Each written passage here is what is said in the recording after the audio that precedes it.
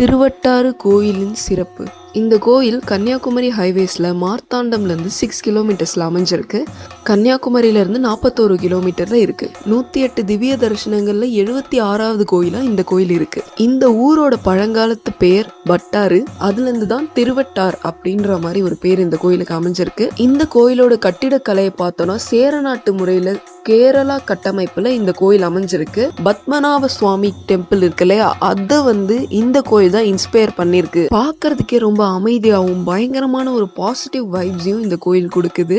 இந்த கோயிலில் பிரம்மாண்டமான ஒரு மண்டபம் இருக்குது. ரொம்ப பெரிய கொடிமரம் தான் இந்த கோயிலில். இந்த கொடிமரத்தில் கல்வெட்டுகள் அமைஞ்சிருக்கு. தமிழ் கல்வெட்டு இருக்கு அப்படின்னு சொல்றாங்க. அதுல குலசேகர பெருமாள், வீர மார்த்தாண்டவர்மா, வீர கேரளவர்மா, செம்பால தீர்த்தவர்மா, உன்னி கேரளவர்மா இவங்களோட ஆட்சிகளை பத்தி அந்த கல்வெட்டுல தெளிவா குறிப்பிட்டிருக்கு என்று சொல்றாங்க. இந்த